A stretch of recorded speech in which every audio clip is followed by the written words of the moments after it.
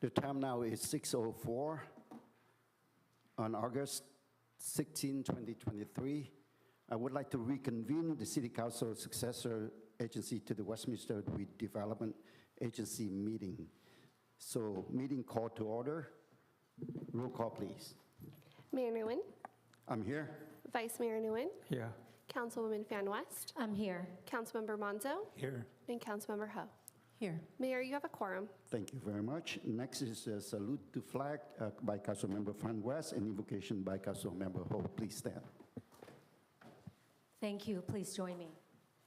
I pledge allegiance to the flag of the United States of America and to the republic for which it stands, one nation, under God, indivisible, with liberty and justice for all.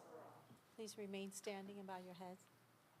Heavenly Father, we ask that you will guide the hearts and minds of all who exercise in the responsible duty of civic leadership in Westminster. To those who govern through this City Council, grant the ability to listen carefully, reason thoroughly, thoughtfully, speak clearly, and to act with compassion. Give us the willingness to persevere in service for the common good. May the effect of our work done here this evening promote the welfare of all citizens in our community. Amen. Amen. Thanks to Councilmember West and Councilmember Ho for salute to flag and then invocation. Next is City Attorney closed session report, please. Thank you. There was one item on the closed session, and there was discussion, and there was nothing further to report. Thank you. Next, export communication. Do I have any from the council? Hearing none, seeing none. So next is City Clerk report. Madam Clerk. Thank you, Mayor. The city is still accepting applications for various boards and commissions. To apply, contact the City Clerk's office for an application and details on current openings. The City Clerk's office hosted a booth with the Orange County ROV during this year's National Night Out event. Thank you to those who stopped by and registered to vote. If you were not able to attend and would like more details on how you can register to vote, please contact the City Clerk's office. And as a reminder, the regular scheduled meeting for August 23rd has been canceled. We look forward to seeing you all again at our September 13th meeting. Mayor, that concludes my report. Thank you very much. As usual, we have a lot come out with City Manager report. So next is City Manager report. I will try to keep it brief, but not successful. So the police department, September 11th commemoration. September 11th marks the 22nd anniversary since the attacks in New York, Pennsylvania, and of course the Pentagon. And although many years have passed, members of the Westminster PD and City want the community to know that we have not forgotten what took place on that tragic day. To commemorate and honor the sacrifices made on 9/11, Westminster PD personnel will be authorized to wear a 9/11 badge throughout the month of September. Annually, the staff will continue this tradition by wearing the badge during the month of September in honor of the police officers, firefighters, and civilians who lost their lives in the attacks. As you can see, that's a sample of what the badge will look like. There was no cost to taxpayers for this project. It was completely funded by the Westminster Police Officers Association. On Saturday, September 9th, members of the Westminster PD will team up with the Andy and Aiden Safety Group to host an afternoon of fun, safety, learning, and engagement with officers. The event will take place from 10 a.m. to 12 p.m. at the Boys and Girls Club of Westminster, located at 14400 Chestnut Street. The Andy and Aiden Safety Group is a nonprofit organization that specializes in providing education for autistic kids while interacting with law enforcement. The safety learning will focus on how to dial 911 in case of an emergency, safely crossing the street, and interacting with law enforcement. The event will have guest speakers, snacks and concessions, and raffle prizes. For those interested in attending, contact Ruby Garcia. The phone number is 657-296-1991, and reservations are required. Did we have a flyer for that? Oh, okay.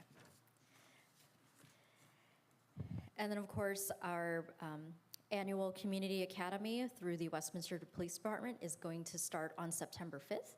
The Community Academy is a free 11-week program that gives residents and employees of the city a firsthand look at how the police department operates. Participants will learn about the department's different bureaus, units, specialized teams. They will also get to see demonstrations of police equipment, tactics, and participate in role-playing exercises. In addition to learning about the police department, the Community Academy is also a great opportunity for you to meet your neighbors, build relationships with law enforcement. The program is designed to foster open communication and trust between the community and the police. If you're interested in signing up, please visit the city's website. Space is limited, so sign up today. Application deadline closes on August 31st, and classes will be held once a week, September 5th to November 21st. They are 4-hour classes that start from 5 p.m. to 9 p.m. So if you have any questions, contact Cindy Gray, phone number 714-548-3203. Of course, community services and recreation, always underway with great events in our city, especially during the summertime.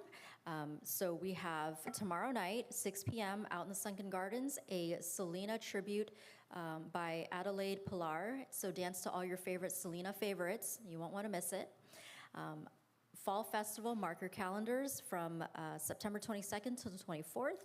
We will be having our second annual Fall Festival right here in Civic Center.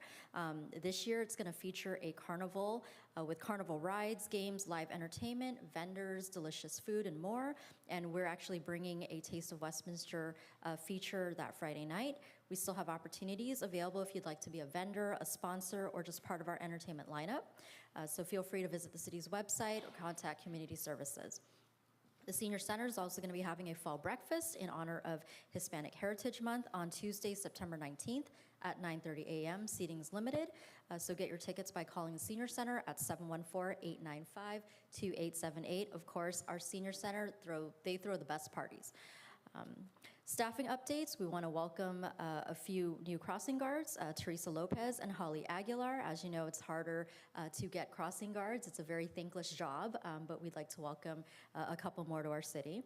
And then, of course, we're happy to announce that some of our current employees have recently stepped into new roles. So Gina Nunez, who was our Family Resource Center supervisor, she's actually now our Community Services and Recreation supervisor, and she'll be doing a lot of what Vanessa Johnson, who is now our director, was doing previously.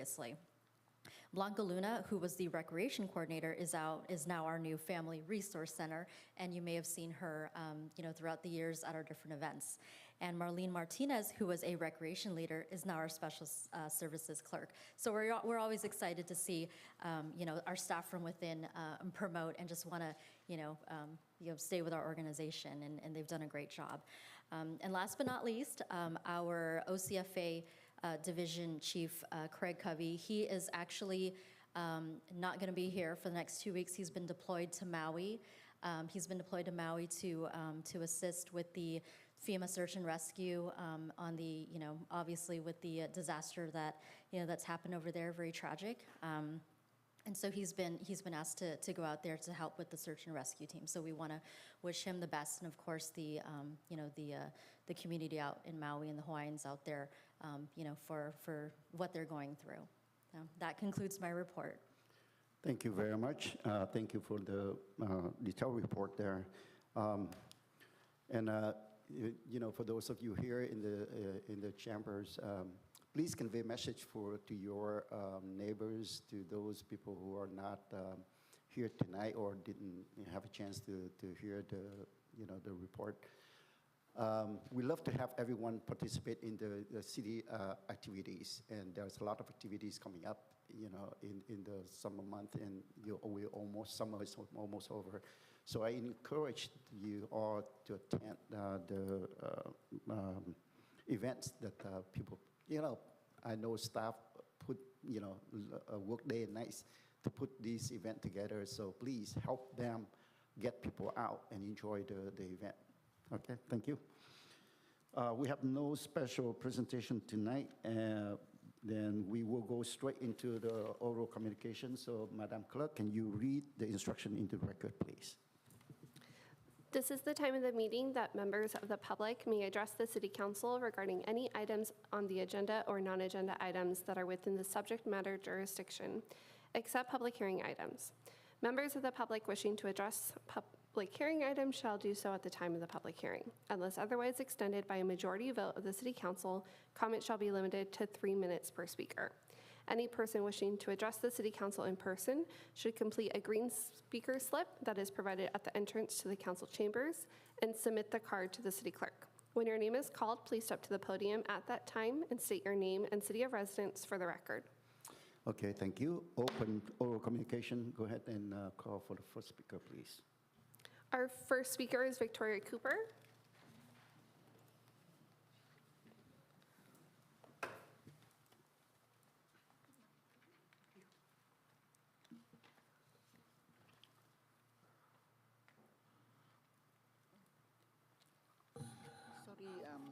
Sorry, Trần help me. Not yet, not come. Yet, I will speak English by my heart. Okay. I want thank you so much, Sasa. Before meeting, I talk English. But after she meet me, she talk. She understand when I talk English not good. Thank you so much, Sasa. Understand me. Thank you. Yeah. Today I come here. I want talk to my husband, Vietnam veteran, Stephen Cooper, hero. He more 3 years communist terrorist of Vietnam, Vietnong in there. Wasn't kill my husband and me, but President Donald Trump have sell my husband. Now he work in Homeland Security. He send letter to me. My name Victoria Cooper. I am one talk with Major Dewey nickname. Understand my husband. Now he send letter to me and he order hat and T-shirt. He talk after he come back. He will talk with you. I am white Vietnam veteran Stephen Cooper hero. You understand? After I want thank you, manager Cooper help me send letter to everyone, City Hall, Westminster, and police. My letter I sent to President Donald Trump at office 45.com. Now I want send again. I want talk to. I want stop evil. Major Dewey nickname. He know evil claim UN hát hit do Comlai là đồng bọn á, là when I talk to in there do Comlai father gun father party talk after I talk in there talk I am crazy in there. You understand? Okay. Thank you. I want help me again. Thank you so much. Our next speaker is Michael Varengia. Yeah.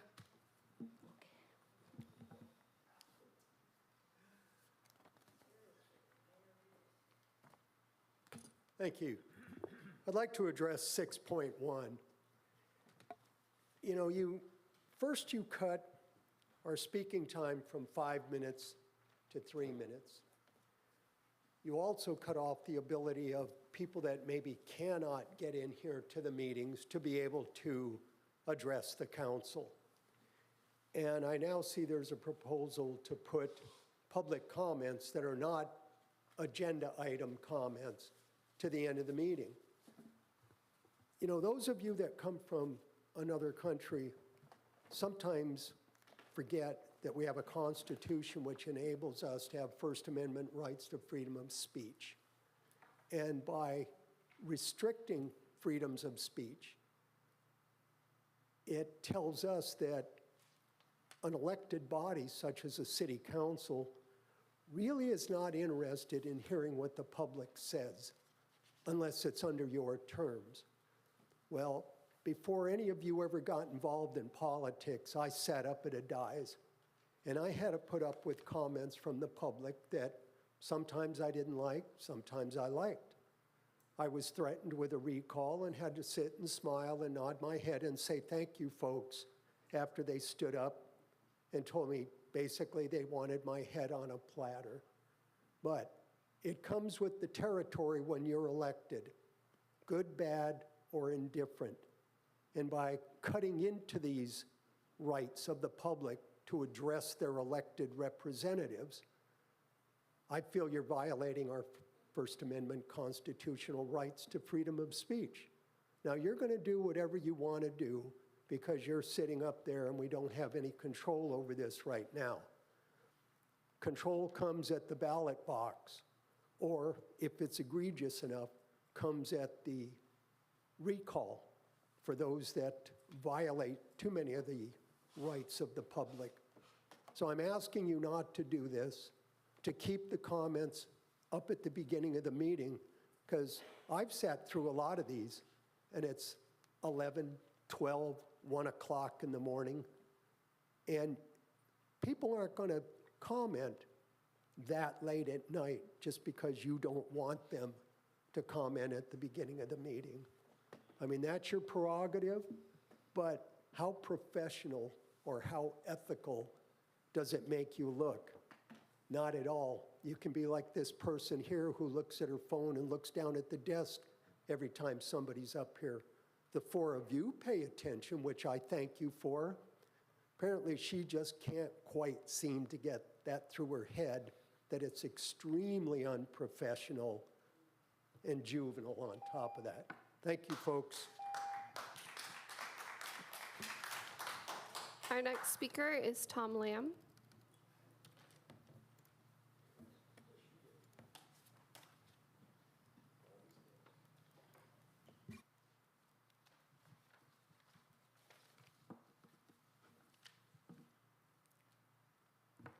Trước hết tôi xin thân ái kính chào Hội đồng thành phố Westminster, kính chào luật sư, kính chào cảnh sát trưởng.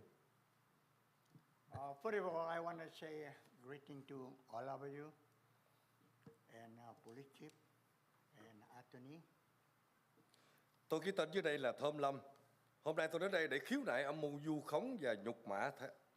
Theo tôi, có sự sắp đặt giữa thị trưởng và phó thị trưởng và ông Kiệt Quỳnh trong phiên họp thường lệ của thành phố ngày thứ Tư 28 tháng 6, 2023 như sau. Today I come here, my name is Tom Lam, and I want to make a complaint. It's the story to attack me between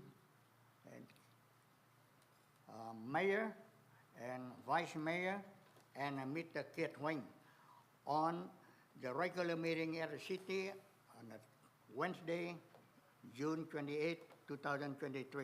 Căn cứ vào video của thành phố thì phút thứ 1.52, một cư dân tên là Kiệt Quỳnh lên phát biểu đã cố tình bịa đặt về một câu chuyện vu khống để nhục mạ cá nhân tôi.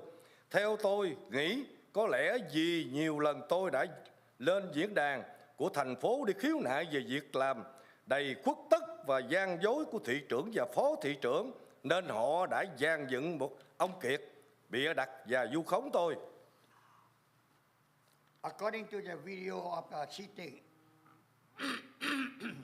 I'm sorry, at the minute, 1 hour and 52 minutes, a citizen named Kiet Huỳnh. They come over here, stay, and make a wrong story. I don't want to say fake story. To attack me, because I think I come over here most of the time to complain about a mayor and vice mayor, and so Mr. Kiet, they using Mr. Kiet to make a story attack me. Tôi không hề hăm dọa và đe dọa ông Kiệt như ông đã vu khống tôi là người nguy hiểm với ông. Hơn nữa tôi cũng không biết ông ta là ai và không quen biết về vụ việc đánh nhau mà ông Kiệt vu khống tôi là người chủ động và kết án tôi là người nguy hiểm cho ông ta. Tôi đã xin được trình bày báo cáo cảnh sát hồ sơ với số 2304546 như sau. I never threat and attack Mr. Kiet like he said on his complaint. And he said I am very dangerous to him. And I not even know him, who you are, who is here. And I never know him. But anyway, the report, like he said, the person attacked for a lady and accuse me. I am a very dangerous person to him, and I want to explain. I already have a report from the police, Westminster Police, the number 23-04546 as following. Theo biên bản của cảnh sát, tôi mới là một nạn nhân và người hành hung tôi là một phụ nữ tên là Huỳnh. Không biết có liên hệ gì với ông Kiệt Huỳnh, vì cũng họ Huỳnh. Ông Kiệt này không có liên quan trong vụ việc này. Trong trường hợp nếu According to the police report, okay, I am the victim. And the person attacked me is a female named Huỳnh. I don't know between Mr. Kiet Huỳnh and the lady named Huỳnh, that's a relation because they have a family name is Huỳnh. And Mr. Kiet never got involved into this accident. trong trường hợp nếu có thưa thì tôi mới là người cần thưa gửi.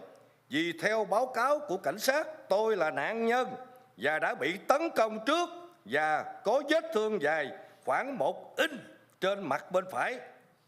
Okay, according in this case, I am a victim. And if I want to report,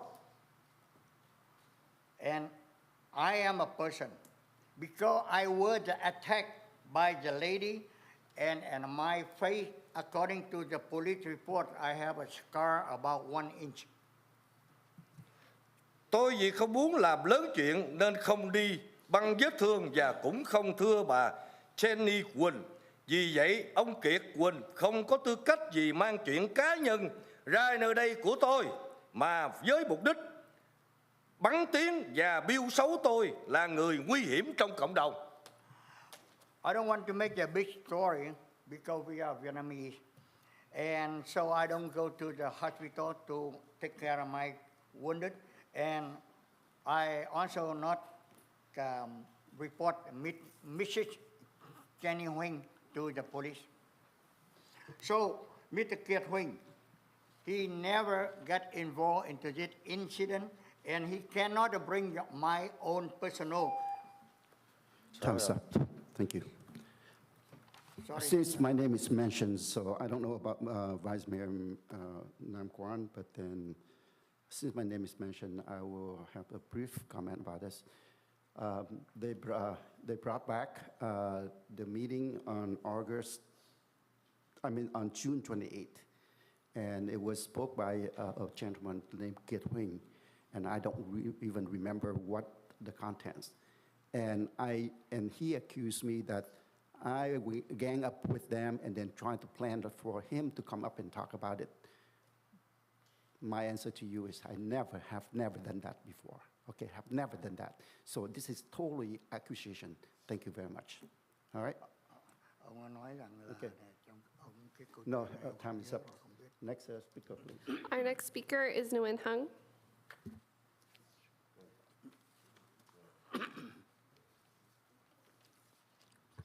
Không biết hả? Yeah. Không biết hả? Yeah. Trời ơi. Không biết. Okay, I'll talk to you later.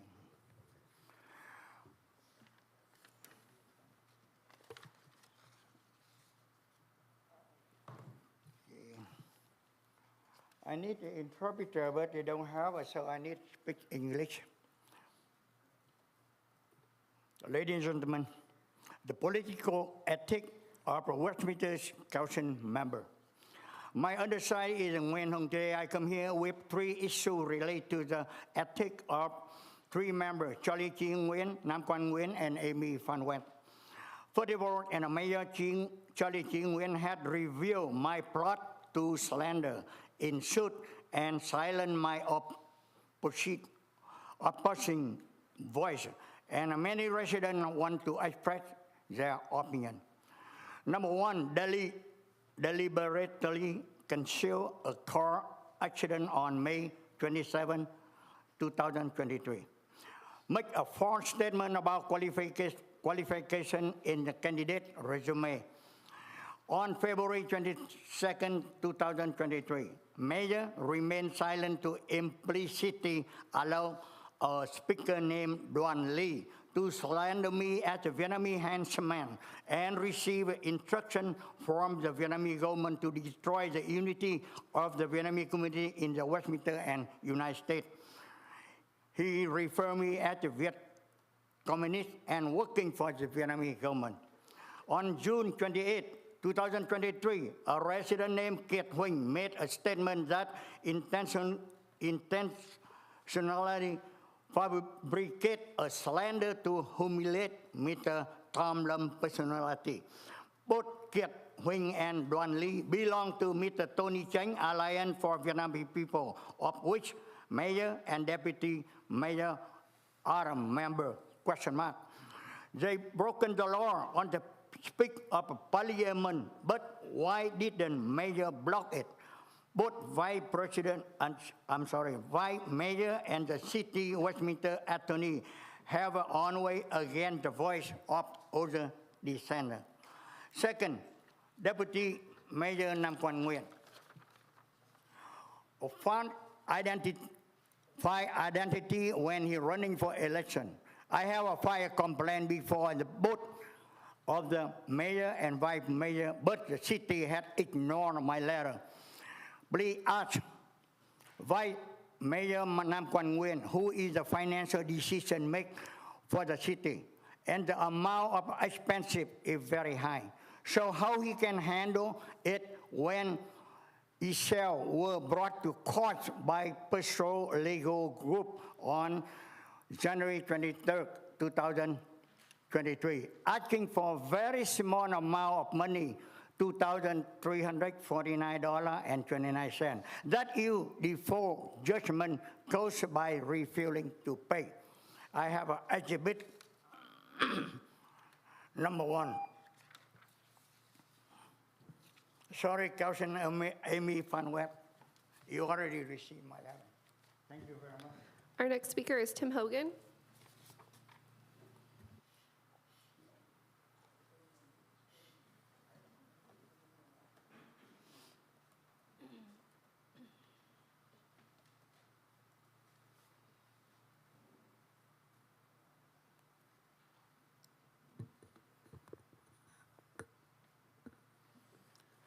To our detriment, our modern minds fail to adequately comprehend the feudal chaos from which our cherished right to free speech emerged.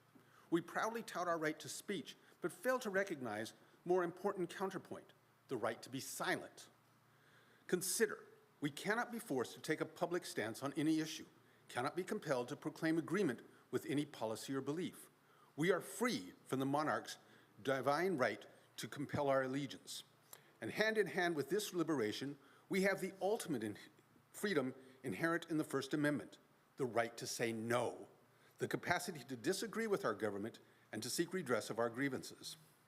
This is at the core of many citizens' comments delivered in this chamber, the desire to tell the council it is pursuing paths with which the people disagree, or better yet, to point out alternate policies for the council to consider.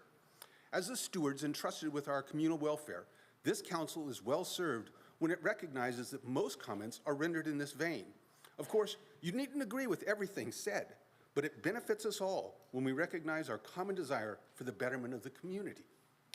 Our cherished First Amendment freedoms are protected by laws which forbid any abridgment of our right to free speech. But as we are safe to speak our minds, so we are protected to hear what others say. This, too, is part and parcel of our First Amendment rights.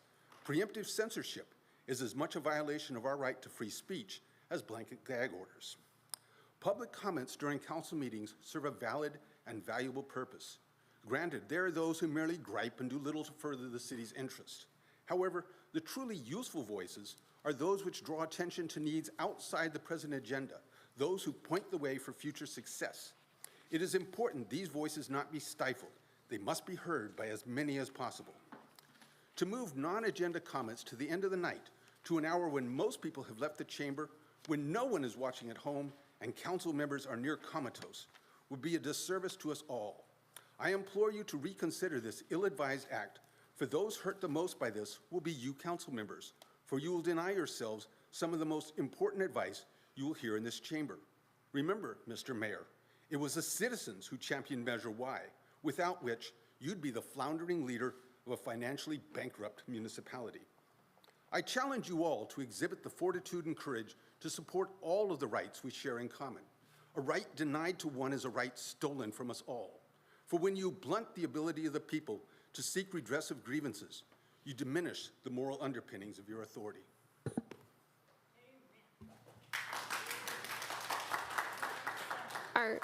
Our next speaker is Deborah.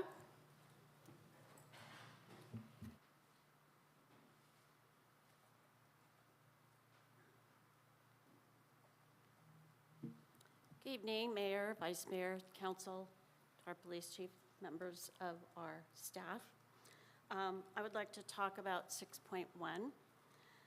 You've already reduced our speaking time from 5 minutes to 3. Is the intent to stop the residents from voicing their concerns, or is it only the things that you disagree with? I can't stay here until 10, 11, 12, 1 o'clock. I can't. I work early in the morning. I can't. Oh, and by the way, happy birthday to my husband, because I'm here instead of spending the evening with him. I did take him to lunch, though. Bring back Zoom and let those of us who care be able to voice our opinions and concerns so we can all participate. I use Zoom regularly. I did check on what the cost is. It's about $240 per user a year, so that is very affordable for the city, and it would allow other people to be able to participate. You ran for these positions to represent the residents. Please do so as professionals and with respect towards us. It would be nice to be able to say nice things about all the council members and to sing your praises. Please make it so. Our next speaker is Jessica.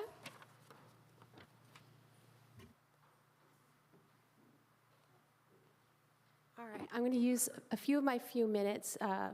little bit of my few minutes to just make sure that everybody understands that this isn't necessarily something that just the council is doing. This is something, and I'm talking about 6.1, that some of us have been asking for a while, and the mayor's the person that finally went ahead and put it on the agenda so it could be deliberated. I would like you to move public comments about non-agenda items to the end of the city council meeting, because it can have several benefits. First and foremost, making the meetings more efficient and more effective. By placing public comments about non-agenda items at the end of the meeting, you will prioritize scheduled agenda items, preventing the meeting from getting sidetracked by unrelated topics. Not that the topics are unimportant. Non-agenda items are important, but sometimes it sidetracks the meeting. And this ensures that you can effectively and efficiently address planned discussions before you open the floor to broader community input. And by addressing agenda items before non-agenda public comments, it shows respect for the time and effort that the staff puts into preparing items for discussion. I've repeatedly witnessed public comments on non-agenda items diverge meetings into various directions, and allowing these comments at the end prevents city business from running over schedule, so the staff and council and even us members of the public can stay better engaged and manage our time more effectively. Placing non-agenda public comments at the end will allow you to be better prepared to respond to unexpected top comments.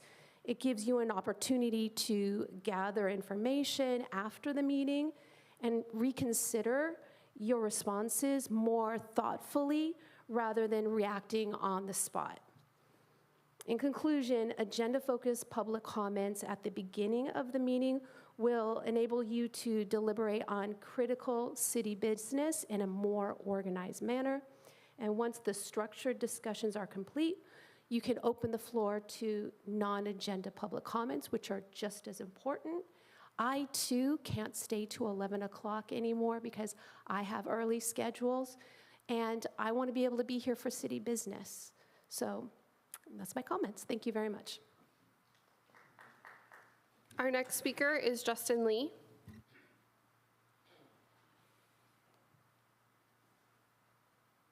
All right, good evening, everyone. My name's Justin. I am the Charter Org representative for a Vietnamese scouting unit that meets out at Eldon F. Gillespie Park on McFadden and Brookhurst. And one of the, we've been there for nearly 4 decades as of this point, since our founding members put the unit together.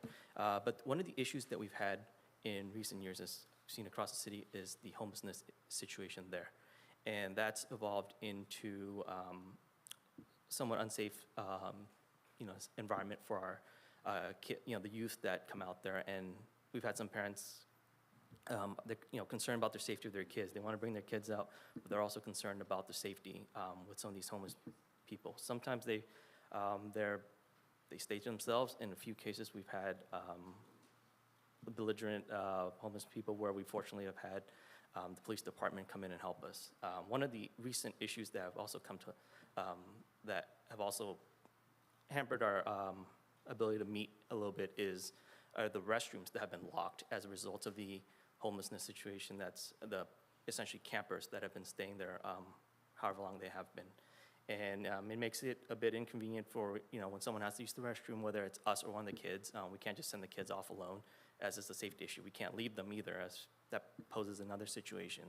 So we wanted to reach out and ask if, you guys can come up with a solution, help address the homelessness guys that have been camping there, as well as open back up the facilities for us so we can conduct that. It doesn't just affect us, it affects the other park goers that meet there after hours, that are there when we aren't.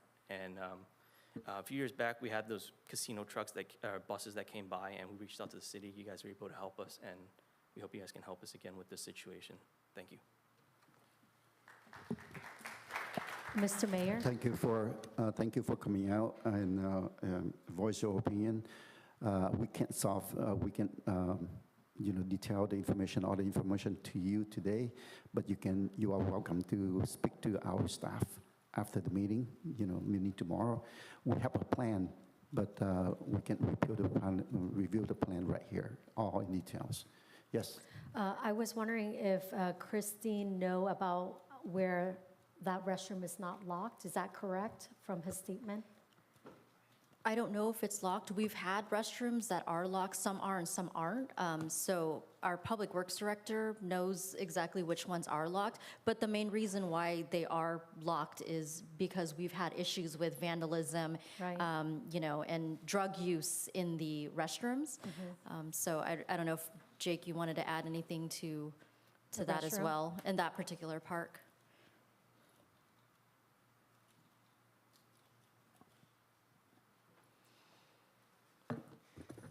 Good evening, Mayor, Vice Mayor, and council members. So at Gillespie Park, we do have consistently issue with the homeless folks that come in and basically vandalize and damage our restroom. We keep open and lock and fix it. The next thing, they break it again. So right now, they basically just damage everything that we have in there, from the partition to the sink, even trying to do a lot of things that our staff cannot take it. Like it's been an everyday event. So what we do, we have it locked during the day. During the weekday, and have it available during the weekend for the Boy Scout. Okay, but you do close afterward, right, after hours? Correct, yes. Okay. We do close. It's just like I said, we're trying to protect our facility Right, but they do break the lock? many times. So we have to Okay. continue to go out there welding the door shut and then reopen it again and trying to fix it and clean it. Because I think they're trying to go in there, so it's just the place out of sight, out of mind. Our police department cannot go in there or cannot see it from the street view. Right, okay. Maybe if you can come up with solution, Okay. if we can protect the restroom? We just have a brief comment about it, so thank you very much. We can come back later. All right, thank you. Our next speaker is Colin Lee.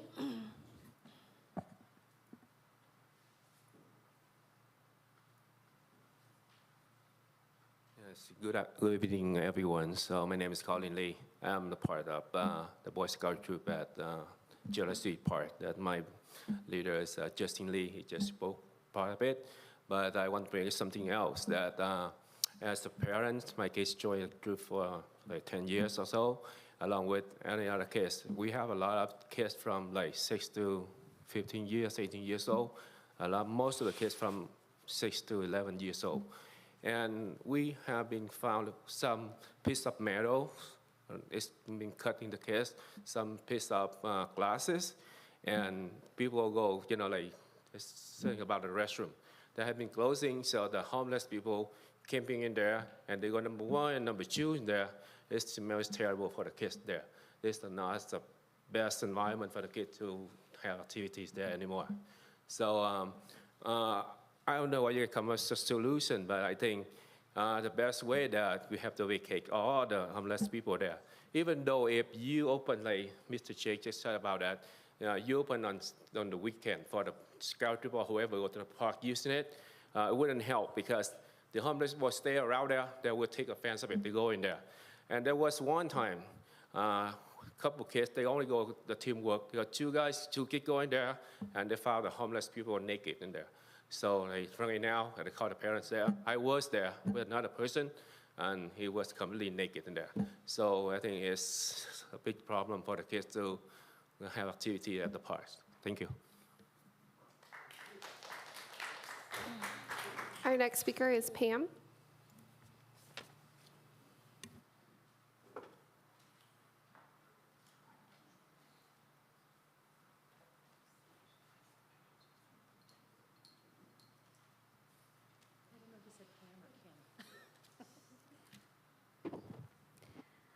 Good evening, Mayor and City Council. I would like to speak on item 6.1, moving oral communications from the beginning of the meeting to the end of the meeting.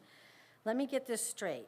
Due to council's inability to conduct the meeting in a timely manner, the people of the city have to suffer the consequences of your actions. Are you trying to discourage the very people that voted you into office from having an opinion? We shouldn't have to stay late and speak about our concerns late.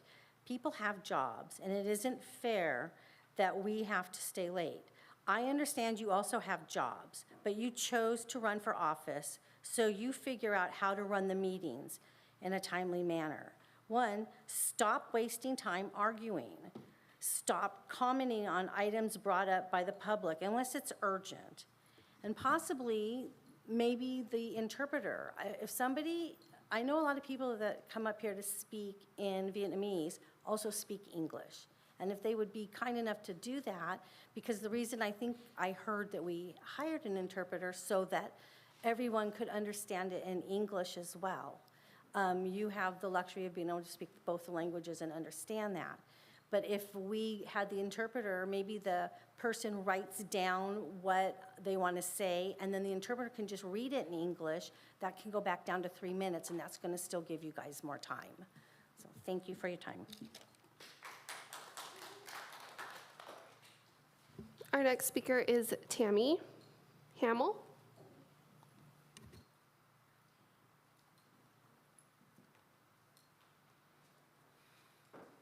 Good evening.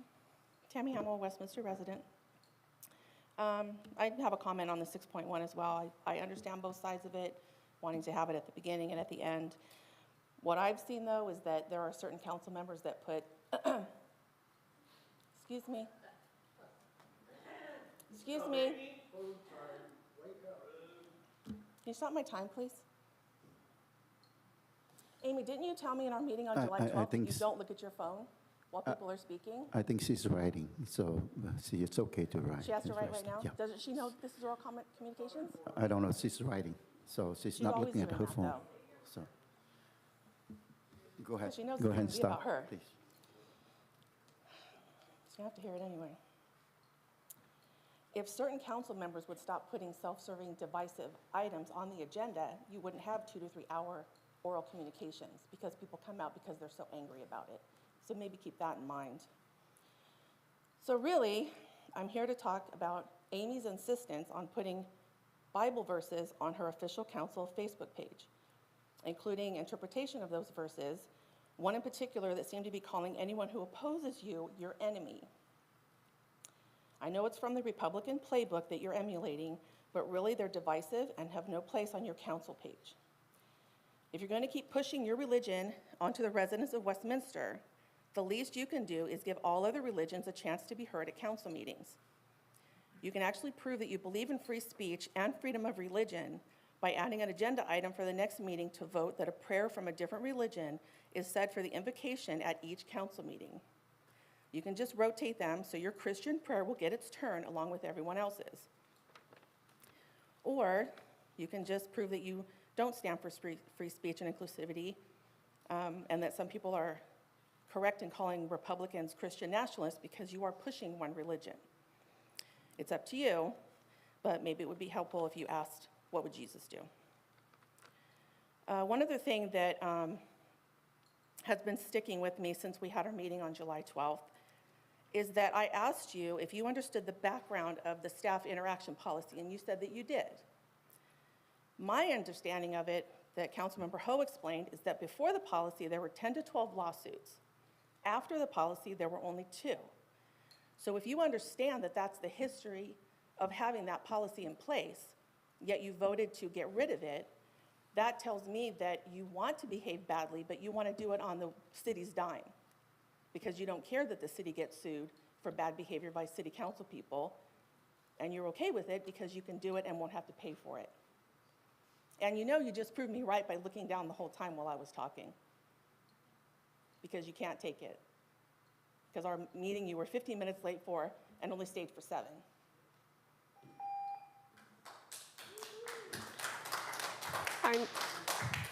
Our next speaker is Louis Beck.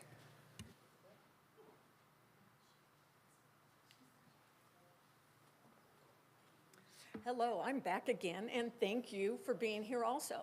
And thank you for your attention.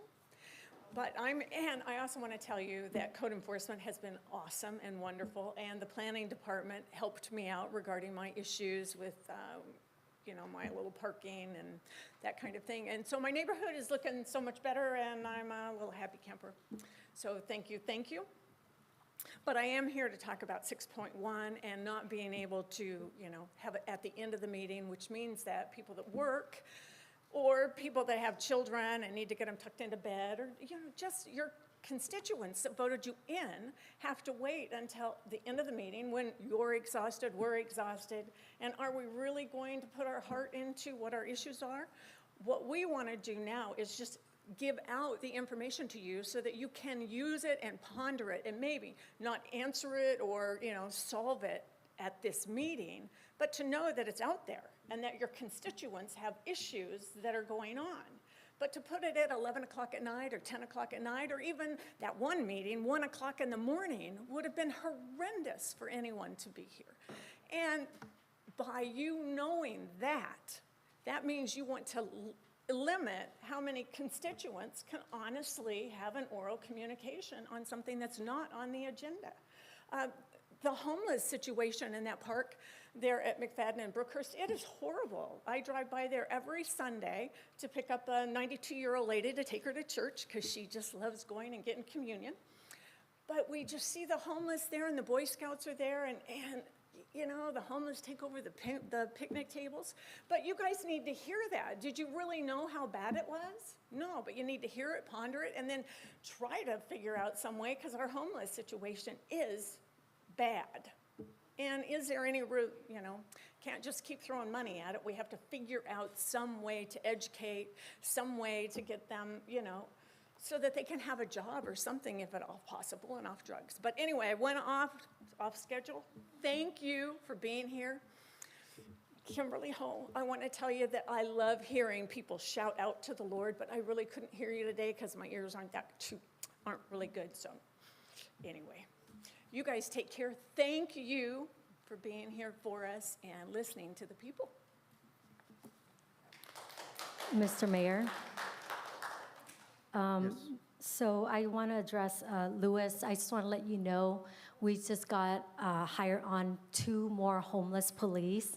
So they're in place to help with the homeless situation. And thank to Darren and his staff and his team to do that. Thank you. Our next speaker is Terry Raines.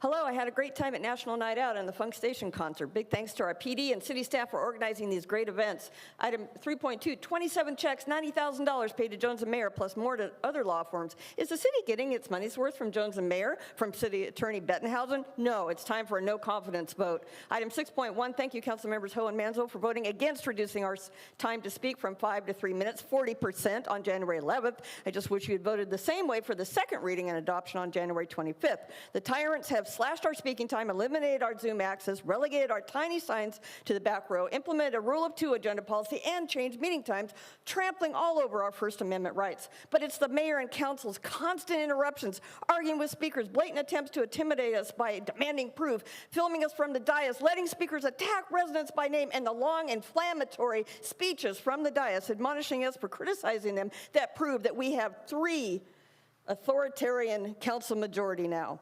I have never seen such an anti-public council as this one. We will not be silent so you can be comfortable. Why not give us a choice with agenda item comments, 3 minutes at the beginning or 2 minutes to speak on each agenda item when it is heard? The consent calendar would be set one session except for items pulled for separate vote. Other agencies do this. The choice could be facilitated with speaker slips and city staff. If 6.1 is approved as is, 1, speakers can speak twice, 3 minutes at the beginning on agenda items plus 3 minutes at the end for non-agenda items and double that for translation. 2, the mayor and council must not interrupt speakers when they include related commentary in their agenda item comments. And 3, I strongly oppose reducing speaker time under any circumstance. Huntington Beach allows 3 minutes per speaker even when they have 100 speakers. If you can't stand the heat, step the hell down. Item 6.2, sure, clarify a meeting schedule for this commission, but also change the meeting time to 6 p.m., not 4:30 or 5. This is a big issue for applicants, but the real problem, broken record here, is the city's lack of effective advertising and recruitment for commissions. Post specific openings on social media and at City Hall with very specific details for each. On January 10th, the city manager informed you that there are 5 applicants for the ordinance mandated Measure Y committee, but you failed to appoint anyone. Amy's traffic commissioner dropped out before even being sworn in, but she hasn't bothered to appoint anyone else. You also have enough applicants for the personnel board, which is supposed to be disbanded, 4 of 5 needed for parks, 3 of 5 needed for cultural arts, but only 1 applicant for the Council on Aging. So sad. No one wants to volunteer in this city because of you, Charlie, you, Nam Kwan, and especially you, Amy, you narcissistic twat waffle. Stop lying and start turning over your text messages and hand notes in response to my public records request, or you will find yourself in legal trouble, Amy. You can bank up that and wipe that little smirk off your face. Thank you. Our next speaker is Manuel Pineda. President, good evening, women and gentlemen. It's a pleasure being here.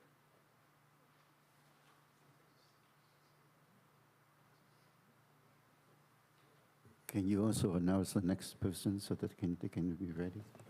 Absolutely, Mayor. Following Manuel will be Roger, and then following Roger will be John. Thank you for allowing me to be here, Mayor. I went to your police department for some assistance. It never came. I sat there when the cops were called on me. The whole department came. I'm the sacred grounds, interrupting my program.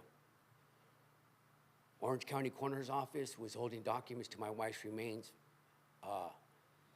authorization release forms. I came to sit there and make missing people's report. Orange County says help stop the trafficking of humans in Orange County. Map it out. Runaway, kidnap, missing person, however you want to call it. It always at one injunction. It's not just Garden Grove's injunction. When I came here and asked to make missing people's report, the door didn't even come open. Now they're looking for her body.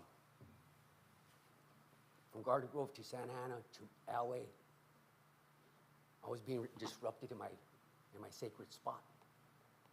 We got a big issue here. Case number 16-00384-SG. That's the coroner's office case number with facility FD 869 in Montebello. If somebody would have responded, you know what I mean? Nobody did. But when the cops were called on me, they all ran to the cemetery. I don't know, people, it's a small world. People have friends. You know what I mean? Whether it's in the department, whether it's in the mortuary. Would be a good, I wish I could have came in the morning. You know what I mean? Maybe you want to give 2 sessions to the people. Have a good one. Be safe. Our next speaker is Roger.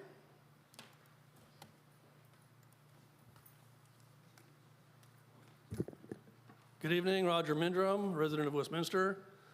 First of all, I believe that some of you forget that you work for the public. You work for us. And Amy West, Amy, you really test a lot of people's patience. We expect 100% full, undivided attention when we speak up here. You disrespectful, oh my God. You are the epitome of disrespect, lady. You can't even have the common decency, not even respect, not even professionalism, common human decency to look up at people that you work for, you're supposed to work for. You're a horrible excuse for a human being, you know that? Evident every freaking meeting. 6.1 is a horrible idea, obviously brought on by 3 little tyrants. Obviously is a bad idea. Bring back public comments to 5 minutes. Keep them at the beginning of the meeting. We don't need to be here till midnight, even though some people do, but you know how very few people do. You know this, Charlie. You know this. You leave Vietnam, you leave communism, and what are you doing? You're bringing your authoritarianism, tyrants crap here. What the hell do you think you're doing? Bring back Zoom, bring back 5 minutes, and let the people speak. You need to hear our input. The city staff, the management in the city, they appreciate us. You don't. They want us here. They've told some of us, we appreciate you guys. Keep on coming in here and speaking up. Roger, where you been? We need you here. You need all of us here.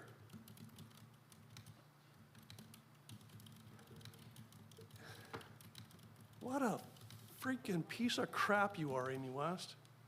You don't have common decency.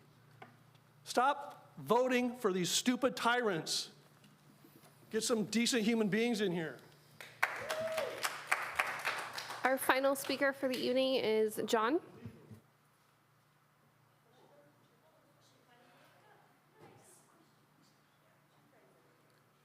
Hello, Council. My name is John Gentile.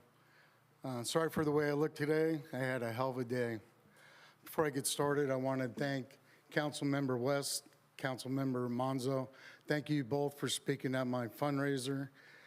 We fundraised over $12,000 for Tunnel to Towers. Thank you, I appreciate it. I'm here to speak about 6.1. This didn't happen overnight. This started during Measure Y, when you guys held our backs to the wall and finally voted yes on the very last day. And since then, it continued, and it's getting worse and worse and worse. Let's do the right thing. Get rid of this 6.1, stuff. I mean, I could go on forever, but Roger said it all. Whatever Roger said, I was going to echo what he said. So rather than going over the same stuff, come on, guys, let's do the right thing. Thank you. Mayor, we have no further speakers. All right, thank you very much. I just want to, we'll discuss about 6.1 later, but I just want to get your attention right now for those who speak out, at the beginning. And it's not this time only, it's happened all the time. They're not here anymore, okay? They came out and speak with non-agenda item, and then they go. It's not that I don't appreciate them, but they don't listen to us. They just want to get their point across. So we'll talk about 6.1 later, okay? Next is consent calendar. All matters listed under consent calendar are considered routine and may be approved by a single motion, followed by a roll call vote. There will be no separate discussion of these items unless member of the city council or staff request that specific item be removed from the consent calendar for separate action or discussion. Yes, Mayor, I'd like to pull 3.6 and approve the rest. I second that. I actually want to add to that. I want to pull 3.4 and also 3.6. Okay? Yes, I would amend that, 3.4, Okay, 3.6. so you want to modify your motion to? Yes. include- Okay. How Yes. about- Yes. Okay, so we have motion to approve all items on consent calendar except for 3.4 and 3.6. Okay, I have a motion made by Councilmember Ho, a second by Councilmember Monzo. I'll go ahead and call roll. Councilwoman Fan West? Yes. Councilmember Monzo? Yes. Councilmember Ho? Yes. Vice Mayor Nguyen? He's absent, and Mayor Nguyen. Yes. Okay. So 3.4, Councilmember Amy Fan West? Yes. So 3.4, can I have staff? Thank you, Jody.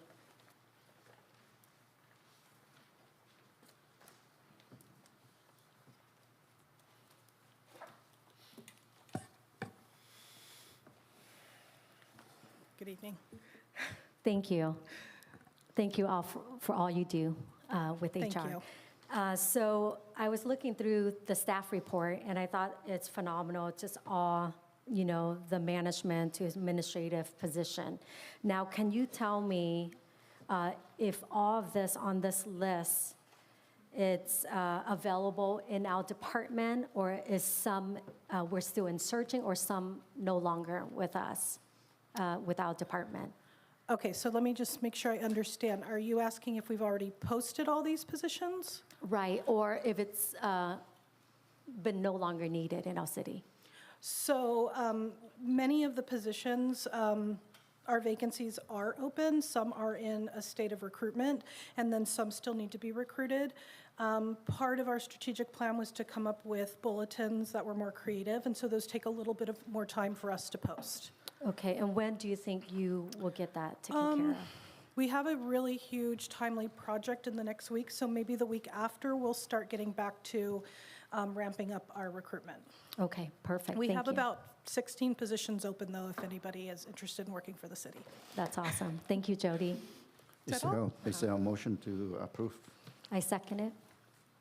Okay, all right, motion by Mayor Nguyen and second by Councilmember West. Okay, so I have a motion by Mayor Nguyen, a second by Councilwoman Fan West. I'll go ahead and call roll. Councilwoman Fan West? Yes. Councilmember Monzo? Yes. Councilmember Ho? Yes. Vice Mayor Nguyen? Yes. And Mayor Nguyen. Yes.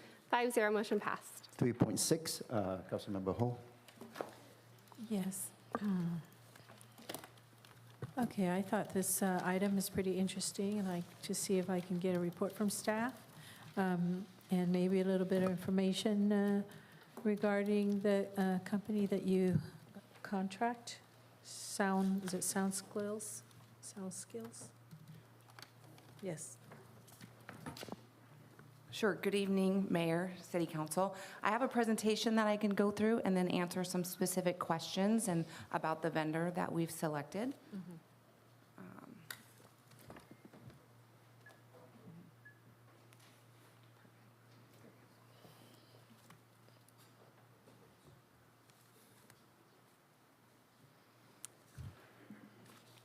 So, excuse me. So this is the approval of the agreement with Sound Skills. We can't see.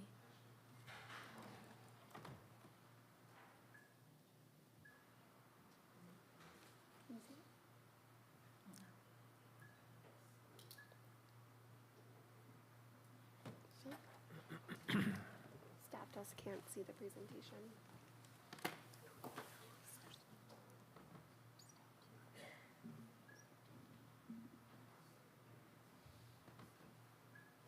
It's not showing on the council members. We can't see. City council can't see it, only staff can see staff does.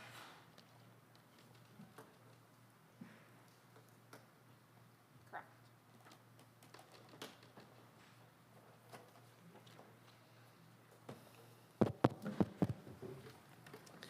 They're going to come out and work on it. If you want to proceed, I'll call a recess.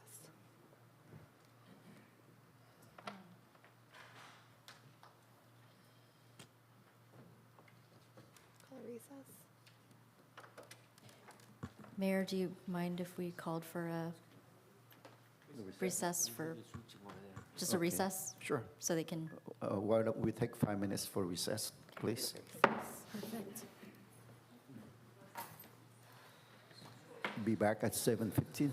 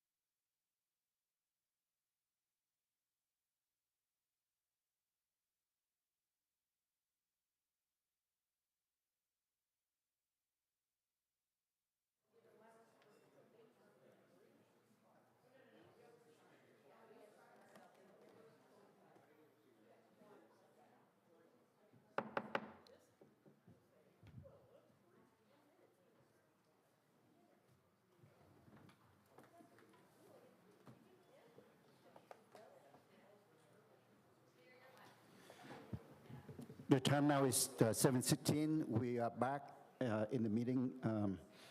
And roll call, please. Mayor Nguyen, I'm here. Vice Mayor Nguyen. Councilwoman Fan West. Yes. Councilmember Monzo. I'm here. And Councilmember Ho. Mayor, you have a quorum. All right, thank you very much. And where are we at this point? Go ahead. For 3.6. 3.6, and I do have a presentation Okay. that hopefully you'll be able to see now. Perfect. Good evening again, Mayor, members of the City Council. I'm Vanessa Johnson, and this item is the approval of agreement with Sound Skills, and this is to provide special event coordination services for the Taste of Westminster. So just a little bit of background. Back in June of 2021, Council approved authorization to receive $300,000 in county funds to support outdoor dining opportunities. That time, COVID-19 was still a big threat and social distancing requirements were still in place. So different ideas to utilize those funds were considered, including a Taste of Westminster community event. Due to the pandemic, a community event was deemed risky at that time, so those funds were allocated to create other programs involving direct payments to Westminster business owners. Then in August of 2021, the city launched the Outdoor Dining Support Grant Program. Grants of up to $5,000 per business were offered to restaurants to create space for an outdoor dining area. Following this program, staff explored the potential for funding the conversion of temporary outdoor dining areas to permanent areas. After preliminary parking studies, assessment contractor quotes, and fees for development, it was determined that subsidizing these permanent outdoor dining spaces was not feasible with the amount of funds available from the county. So with the remaining funds, staff has revisited the original idea for the county funding a Taste of Westminster event. With ample funding remaining and safer conditions now, the city plans to produce a community event called the Taste of Westminster, and it will be on Friday, September 22nd, held in collaboration with the first day of our fall festival. That festival will be a weekend-long event this year, spanning Friday evening through Sunday. The city would utilize the remaining county funds to support the coordination of this event and provide assistance to Westminster-based restaurants to participate in the event to showcase their offerings. In the past, there has been similar events hosted in the city. They were smaller food tasting events, and they were in the Sunken Garden. It was well received at that time, but eliminated by the organizations that were hosting them. So each participating restaurant will receive a stipend to cover the expenses related to food preparation, supplies and equipment, and the labor. The city solicited bids from consultants offering event coordination and management services and selected Sound Skills, Inc. Upon approval, Sound Skills will be awarded the agreement and a corresponding purchase order will be initiated not to exceed $177,500. Here we have layouts of the larger event, Fall Festival, which will utilize the City Hall parking lot. Will feature a carnival, food booths, commercial vendors, a stage with live entertainment throughout the weekend. We are looking at a beer and wine garden that will, and these are draft maps, like these are fluid and we're tinkering with perfecting all of this. And then on the right will be the Taste of Westminster layout. Will be in the Sunken Garden areas behind the council chambers, back where we do our movie nights and our concerts. And that will feature vendor areas, a dining area. We'll have ample restrooms, trash, and again, there will be a bar at that event as well. So in conclusion, staff recommends that the mayor and city council approve the professional services agreement with Sound Skills for the coordination service of the Taste of Westminster and authorize the city manager to execute the agreement and authorize the corresponding purchase order. So with that, if there's any questions, I'd be happy to answer them. No, I don't have any questions, and thanks for refreshing my memory regarding the, Taste of Westminster that we allocated the funds for. Was it before COVID or during COVID? It was before, during? During. It was All right. during COVID. Thank you. So I hereby approve item 3.6. I have one more question. Yeah, questions, go ahead. Okay, thank you. Councilmember West? So Vanessa, have we used them for other events besides this event, the Taste of Westminster? Yes, they helped support some vendors during the TEP parade. Okay. And they are a large, well-known event coordinating company. They do the 4th of July in Huntington Beach. They do an Upland, a very, very large festival in Upland. They have done tastes of before, so That's they're very perfect. renowned. Thank you. Thank you for answering that. I have a couple questions. Yes. Jessica, do we have a list of restaurants that were reached out, communicated to as far as what offering this event to? Or who are we choosing? What restaurants, how are we choosing them? Or how's that So working? there will be an application process. So we will be reaching out. We've done a preliminary survey of some specific local restaurants to gauge their interest. We got a very positive response from that. So there will be an application process. We are going to prioritize small businesses rather than large chains. And this is really an opportunity for them to get some marketing, promote a couple of items to draw people into their brick and mortar restaurant. Okay, and how are you going to communicate that to them, that this is available? I mean, you're not going to have every, I'm assuming you don't have a list of every restaurant in the city, or do you? We do have lists. Okay, Yeah, so you're we're gonna gonna use communicate? those lists. We're gonna count on Sound Skills, who has the expertise to do this. My community services staff will also be making contact with those restaurants again and allowing, making sure that they know how they can participate if they're interested. Okay. And then the marketing is like, who and how is Sound Skills communicating to their audience? They will use a number of means: social media, ads. Staff will help with our social media. They'll be hitting the ground, going to speak with local restaurants and signage. Okay. Yeah, and it will be promoted as in a package as well with the Fall Festival event in general. Okay. I have some questions as far as I see Sound Skills expenses. Some of them are just kind of vague as far as the description. I don't know if you can shed some light on that. It's like what is staff site ops? What is that? $16,650.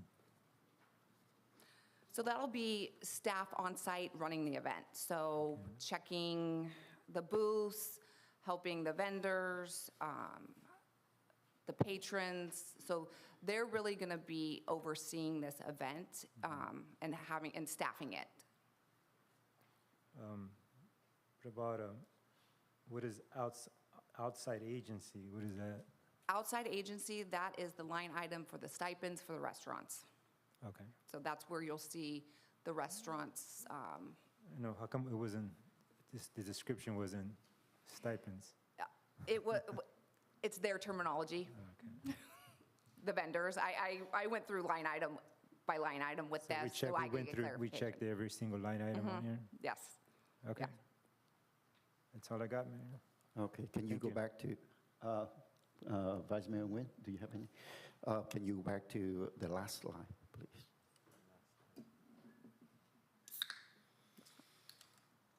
The layouts? The last slide.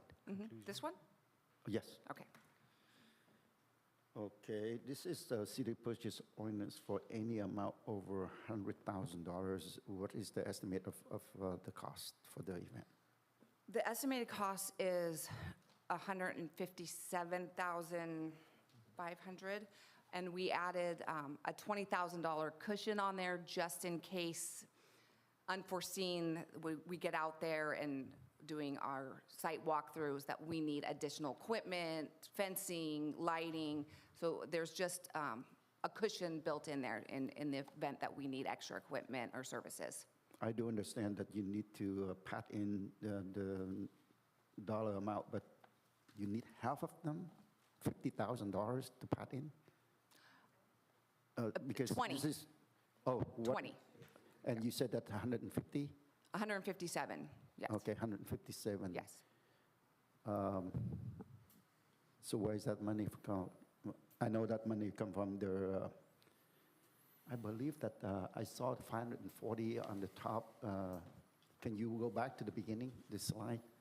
Or the headline of the, what is $540,000 there?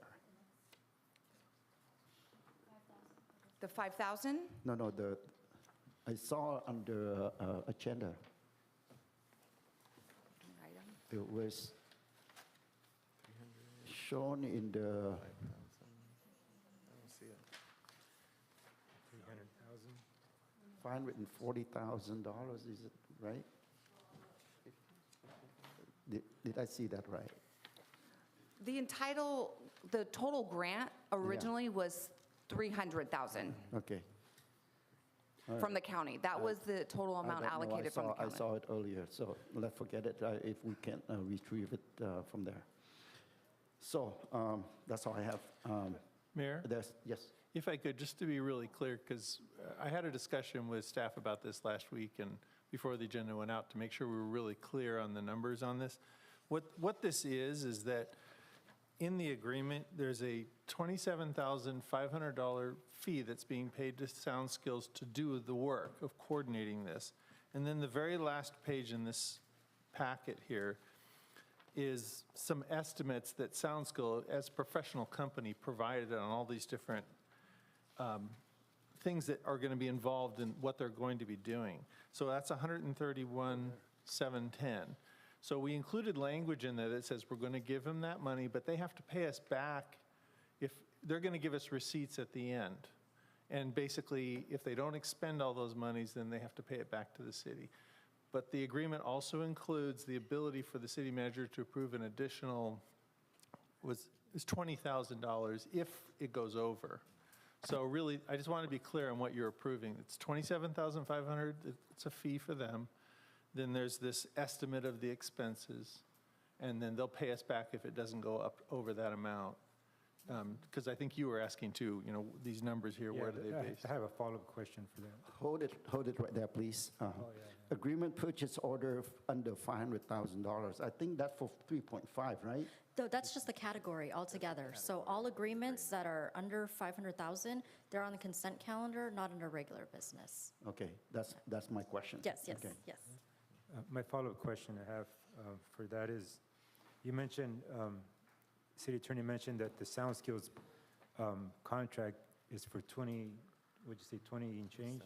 Yeah, 27.5, that's Okay. their fee. Okay, my question is, all these other expenses, and there are other, vendors, restaurants, whatnot, staff, why is this money flowing through Sound Skills instead of us paying those vendors directly? Why do we have to give them the money, Sound Skills the money, and then they pay them? Right, so they have relationships with these vendors, so they can negotiate prices,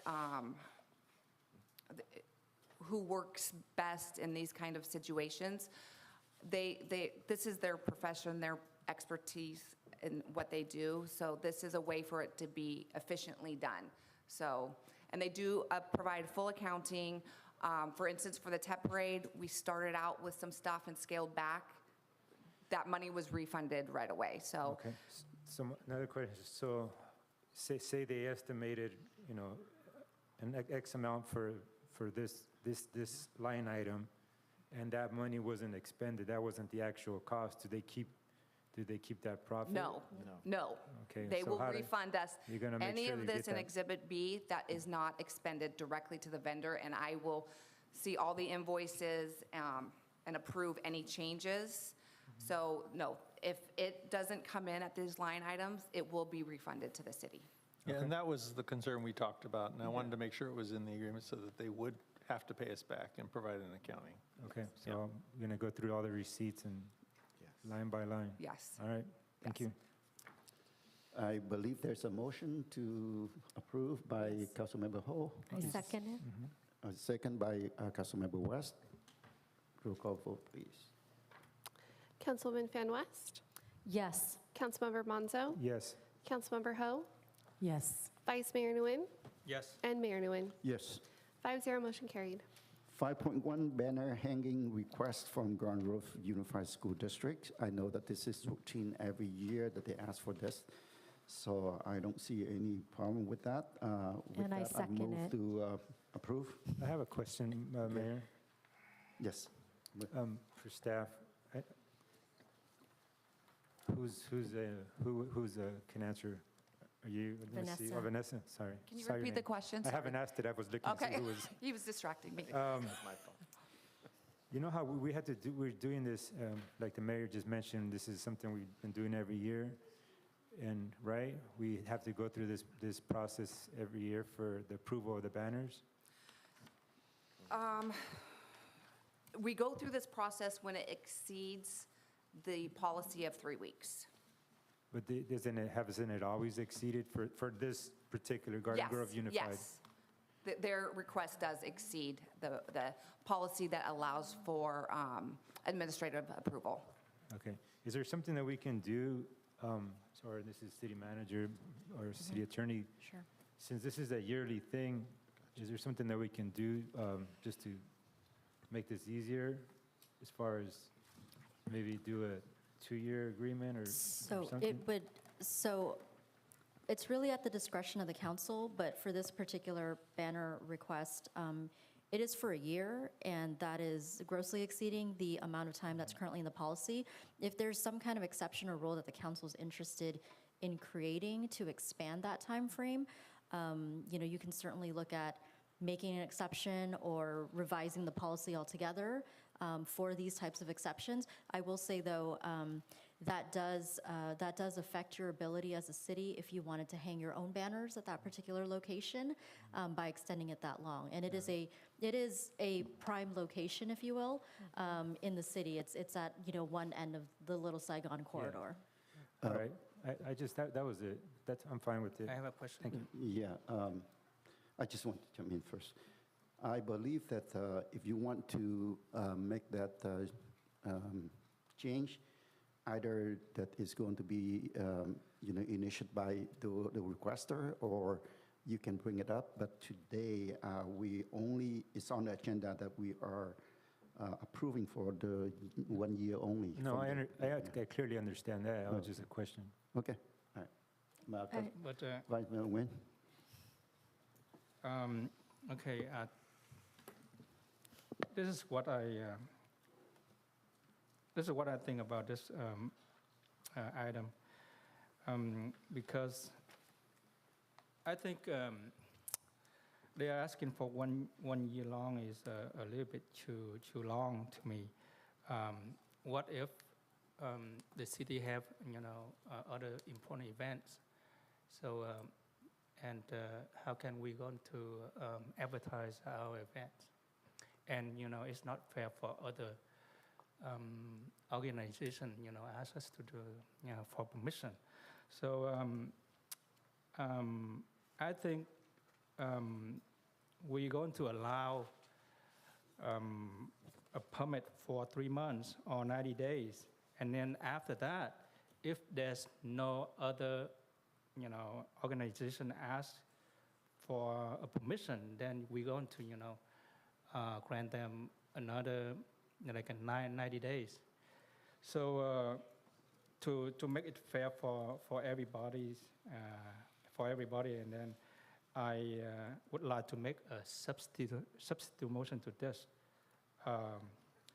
It's going to be 90 days permit, and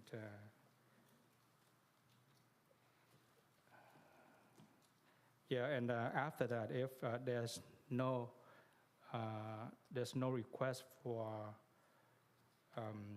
permit to hang, and somebody's banners, then we're going to expand that the permit. Okay. Extended I every, second that. every 90 days, extended up to the year, or Extended for another 90 days. for another 90 days? Got it. Right, because I think what Christine, city manager, just mentioned, that is prime estate. And it's important for the city to advertise like the fall festival and whatnot. So I think it is important to give them 90 days. Yeah, so Well, I the thing second is- that. Can I suggest that you authorize the city manager to do those extensions, or do you want it to come back to you? It would seem like you would authorize the city manager to make those extensions up to a year? No, up to 90 days. Okay, and come back to the council. So it's 90-day renewals, so it's approving the first 90 days, and then with authorization to extend an additional 90 days if no one applies, Right. and then another 90 days until we hit the one-year mark. Right, that's what I was saying, the thing, city yes. manager would approve it, yeah. Well, the thing is that they only ask for a certain street, and they also have on different avenue too. So, if we give them the 30 days, then, they have to take them down. Meanwhile, the other is still up. So I don't know whether we want to consider this time or not. No, Mayor, I motion, because I don't think there was you made a He motion? did a substitute motion. But there wasn't an I was a original second. motion. There was an make a motion? original made by the mayor, Okay, I and then didn't see that. seconded by Councilwoman West, motion approved, that's the original. And then there's a sub already, a substitute motion. And I Oh. actually second. You seconded the Yeah, substitute. that's what I was just going to Vice Mayor. ask. I so- like Yes. his, yeah, So which I are like your, the vice mayor. so you She can do that. Can I? Would you do that? reject your? I your- reject my mine? first one. I agree with, because it's prime estate. And I think Okay. it's important for the city to be able to promote Right. events that we have as well. I think 90 days is good, Okay, unless so- they request. So what Okay, do so you- it's not a substitute motion, that would be the primary motion, and since she Yeah. withdrew Yeah. her No, but second. I'm going to Second. I'll second the mayor's Thank you. motion. So there is I'm seconding the mayor's motion. Okay. and So then- there's a substitute motion to have it 30 days, 90 No, days, 90 sorry. days. Go ahead and roll call vote for the substitute motion. Okay, let's, make it let's be clear here. Sure. The second withdrew, so there was no longer an original motion. So But the I vi- sec- I the vice mayor made a motion, which was Okay. seconded by Councilmember West. That's the primary motion, which is for 90 days only. So it sounds as though Oh, so- Councilmember Monzo now wants to make a substitute I'll motion, let the mayor No, do it. or the mayor can make it. he's going to second my motion, so basically that you withdraw your second. So Yes. I will, and your motion is there already, so I will make a substitute motion. Correct. So my motion now is substitute motion. Mhm, And I'll Yeah. second the and mayor's second it. substitute mayor. So the substitute motion is the motion with the original. The original, Yes. yeah. Which is to approve. Roll as roll a- call, Approve as please. recommended. Okay. I have a substitute motion made by Mayor Nguyen, seconded by Councilmember Monzo, to approve staff recommendation as listed on the agenda. I'll go ahead and call roll. Councilwoman Fan West, No, Councilmember Monzo, Yes. Councilmember Ho, No. Vice Mayor Nguyen, No. and Mayor Nguyen. Yes. Motion failed. Okay, so now the primary Primary motion, motion. Yeah, which is, primary no, motion. go on. which is for 90 days, Yes. with the ability to continue it up to 1 year if nobody Every else 90 applies days, on yes. 90-day increments. Right, With city manager authorization. yes. Okay. All right, so we have a substitute, or a primary motion now made by Vice Mayor Nguyen, seconded by Councilwoman Fan West. I'll go ahead and call roll. Councilwoman Fan West, Yes. Councilmember Monzo, No. Councilmember Ho, Yes. Vice Mayor Nguyen, Yes. Mayor Nguyen. Abstain. Motion carried. Next is item 5.2, approve and authorize execution of amendment number 5 to cooperative agreement number C-5.3615 between Orange County Transportation Authority, ACTA, and the City of Westminster for I-405 improvement projects. Motion to approve? Second it. I have a motion made by Councilmember Monzo, a second by Mayor Nguyen. And this is to approve staff recommendation for amendment number 5 to cooperative agreement number C53615 between Orange County Transportation Authority and the City of Westminster for the I-405 improvement project, and authorize the city manager to execute the amendment on behalf of the city. I'll go ahead and call roll. Councilwoman Fan West. Yes. Councilmember Monzo. Yes. Councilmember Ho. Yes. Vice Mayor Nguyen. Yes. Mayor Nguyen. Yes. Motion carried 5-0. Next is 5.3, increased purchase order to Econolite system for traffic signal maintenance and repairs for fiscal year 2022 to 2023. I motion to approve. Second. I have a motion made by Councilwoman Fan West, a second by Councilmember Ho, and this is to approve staff recommendation, approve a budget adjustment to account number 50500-45008, signal damage claims in the amount of $71,344, and increase the purchase order to Econolite Systems for traffic signal maintenance and repairs for fiscal year 2022-23 in the amount of $74,872. I'll go ahead and call roll. Councilwoman Fan West. Yes. Councilmember Monzo. Yes. Councilmember Ho. Yes. Vice Mayor Nguyen. Yes. Mayor Nguyen. Yes. 5-0, motion carried. Next is 5.4, amendment number 3 for engineering design services to Mark Thomas. What is it? Mark Thomas for the state grant-funded Mendes Historic Trail and Green Street Bikeway project along the Hoover Street. Motion to approve? I second it. I have a motion made by Councilmember Monzo, a second by Councilwoman Fan West. And this is to approve staff recommendation to approve the contract amendment number 3 in the amount of $79,736 for engineering design services to Mark Thomas for the state grant-funded Mendez Historic Trail and Green Street Bikeway project along Hoover Street. Councilwoman Fan West. Yes. Councilmember Monzo. Yes. Councilmember Ho. Yes. Vice Mayor Nguyen. Yes. Mayor Nguyen. Yes. 5-0, motion carried. So next is 6.1, amendment to ordinance and resolution related to oral communication at city council meetings. So this item brought up by me, I just want to clarify that somebody else said earlier that, it's brought up by 3 people. No, it's just me. So don't link them into my problem, if you will.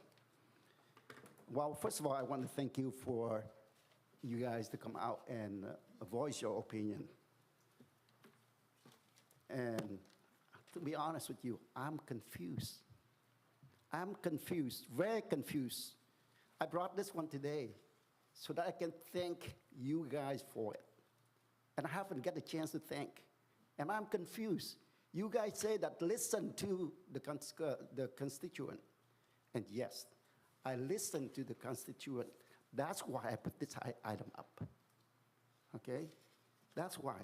And I don't know why when I listen to the constituent and I am being blamed and accused for it.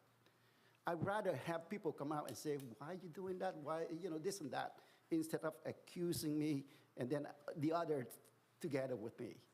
I just want to make sure that we are working together and working for the benefit of the city of Westminster. Just like somebody said, that working for the betterment of the city of Westminster. So, there is no intention to silence anyone. There is no intention to silence anyone. If we cut it off or don't allow you to have a chance to do it, then that's when we silence you. Okay, hold on. Let me finish. And I put this item up by the people within your group, and now and that person is still here right now. Okay? And so, let me tell you that the reason I said no intention of silence anyone is because we are here. And I heard earlier too, that, you know, you work for the people and you have to stay until the end. We will stay until the end to the last person who is going to speak, okay? Now, we need to look, you have to, like I mentioned earlier, you have to look around. There are a number of people coming out and talk nonsense, but then I ask them just to stay until the end of oral communication so we can convey the message. No, they can't. All they do is come out before you sign up, speak about it, nonsense, just wasting your time, my time, and staff time. What we need to do now is we need to prioritize the business, city business. We have city business to do, and we need to look at the way that we do our business effectively. And I think it's effectively by having it. You know, most of you come out and talk about the items that we have on the agenda. You are allowed to talk about it. And if you not want to talk about non-agenda item, you are welcome to come out later on. You know, somebody complained that, you know, I can't be home early. Okay, so now you have a chance to come out late and talk about it. Okay. When I said about that, we have the city business that we have to do. You understand that when people come out, luckily we have only 3 or 4 people. I'm not going to single out anybody, but I'm telling you that you already witnesses that they are talking about something that is not related to the city. Well, I listen to them, but you know, I appreciate for them to speak about it, but I'd rather have them to speak at the end so that we don't waste your time. We don't waste anybody's time. I will be here to hear, the council will be here to listen in. Now, another thing is that if you can't be here, you can always write e-comment. All those e-comment come back to us too. All those e-comment come back to us. So now, what I'm trying to tell you is that we need to find a better way to handle the meetings so that we can have the city business run effectively. And here I listen to the constituent, and I have this item up, and I think it's a good item to be. Okay, well, I'm not talking to you, please. Well, at this point here, it's my time to convey the message. So, you know, if we have like 10 people come out and talk for 30 minutes, 3 minutes per person, 30 minutes, not counting that double time, we already taking about 30 minutes out of your valuable time, okay? And so, you know, it's not that I don't listen to them. I will, and we will listen to every comment. So I'm not going to repeat that, but I would like to let you know that, you know, damn if, you know, we are in a position that damn if you do, damn if you don't. And I'm trying to convey the message to you. I want to thank you for these. I read every message about it, but at the same time, we need to listen to each other and find out the better way to do it instead of coming out. Please don't interrupt. Please don't interrupt. We need order. Please, it's my time. I believe that I let you have your own time already. It's my time to and I'm trying to present it to you so that you can understand. I second Mr. Mayor. So with There's that, no motion yet. I move to approve the oral communication for non-agendized item to the end of the meeting. I second it. Mayor, I have a few comments. Yes, please. Before that. I have a few comments, Mayor. Please. Yes. Thank you, Mayor. Can we, can I ask this audience to please, I understand the frustration out there in the community, but at the same time, you need to be respectful to as well. You know, sometimes even if you don't receive respect back, you know, you need to give it to receive it. So let's just give it and then hope for the best. You know, I'm kind of conflicted on this because I understand the mayor's points, and me being up here, sometimes I don't understand some of the speakers as far as the language barrier. So yeah, I understand, and the word has been used before. I don't know if it was by the public or where I heard this word before, but the word that I heard was hijacked. Some residents come in and they come out, and like the mayor said, they're speaking on items that have nothing to do with city business and their personal grievances with council members. But at the end of the day, that is their freedom of speech. And I think, to the mayor's points, I think, yeah, that part would be obviously better to get rid of that and have our meetings run more effectively and quicker and get to the city business. But, you know, at the end of the day, that is part of democracy. I think, like the mayor mentioned, not to be, you know, be against the mayor, but he said most of the people that come here are speaking, you know, to the concerns of what's on the agenda, and they're respectful to the council and to the rest of the public. I think it would do more harm than good as far as, you know, the freedom of speech is concerned, and have the people give the people their time. So I think at the end of the day, and I've heard the concerns about the pros, about what resident Jessica Lostino, what she's mentioned, and those are good points. And, you know, it sounds good, but at the end of the day, by putting it at the end, and if folks cannot stay to the end, in essence, we are preventing them the ability for the First Amendment right of freedom of speech if they don't have the time to stay here to the end. So I think that when I think about it that way, I think it would do more harm than good. We cannot punish the majority because of the few that come out here and do their shenanigans and do whatever they do, whether we like it or not. So I just feel we can't punish the majority for the few. So those are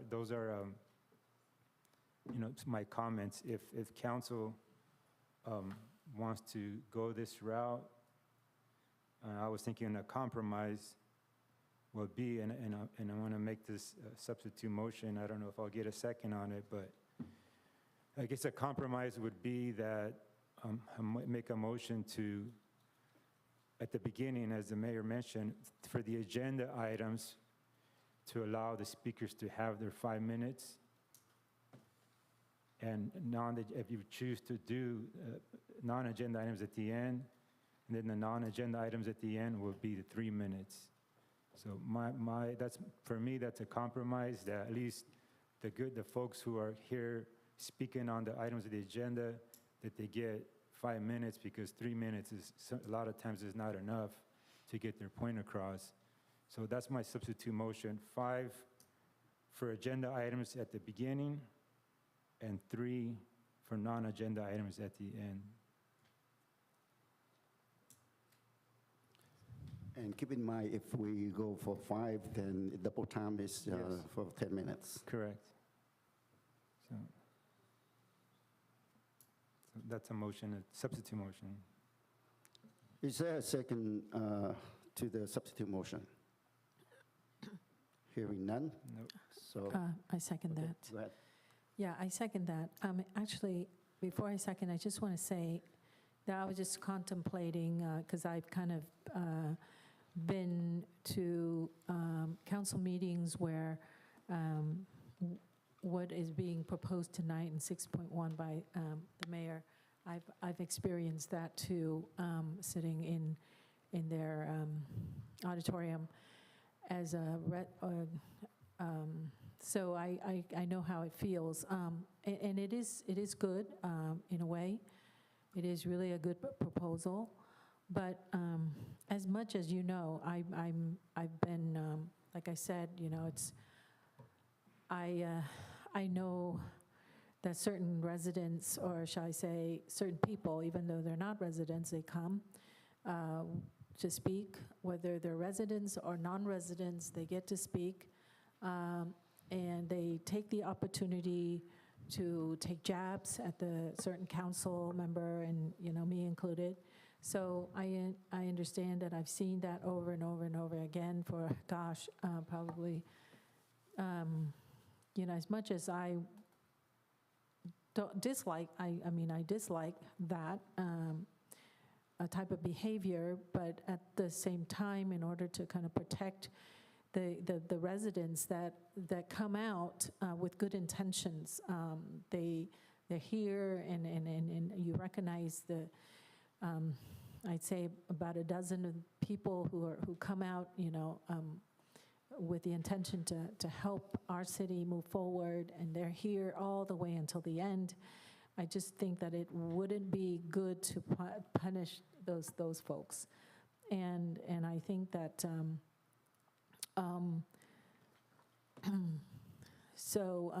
make them have to pay for the ones that come out to take jabs, and they take the opportunity when they see certain agenda. Or sometimes they don't care what kind of agenda, they come out and they repeat the same old thing. As much as, I know I'm a victim of that, but I still would not want to change, I wouldn't want to do that. So I go for the, I'd have to say that that's the reason why I'm in support, I think. I'm in support of the 5-minute for agenda items and 3-minute for non-agenda items. That's very creative, by the way. That's very creative, and I think that's a win-win, because I know that we had residents, constituents who were just very upset that the 5 minutes were taken away, and they're down to 3 minutes. They try to squeeze everything into 3 minutes, and my heart feels for them when I know that they try to load up with good messages and try to convey everything in 3 minutes, but they just simply can't. So that's a reason why I think I have to think about it a little bit, because it is creative, and I think it is a win-win. So I'm in support of. So I would second your proposal there. Vice Mayor Nguyen? No comment. Okay. I just want to mention a couple of things. Number one, for the 3 minutes comments, if we actually gather things together, you can have the message delivered in 3 minutes without any problem. That's my opinion. Second, I want to thank Ms. Lastenau for, and then a couple more people for getting together with me and then talk about this, recommendation. And I can't get the credit for it. And I know that this is a good thing, but I haven't get the chance to do it until I heard some of your people, some of the people that recommended. So that's the reason why I have that on the agenda. And I do think that is benefit for the city and is betterment for the city of Westminster. So we have the substitute motion. I have a substitute motion made by Councilmember Monzo, seconded by Councilmember Ho. This is to allow oral communications for agenda items, a time allotment of 5 minutes per speaker, and oral communication for non-agenda items, a time allotment of 3 minutes per speaker at the end of each meeting. I'll go ahead and call roll. Councilwoman Fan West? No. Councilmember Monzo? Yes. Councilmember Ho? Yes. Vice Mayor Nguyen? It's a no. And Mayor Nguyen? No. 2-3, motion failed.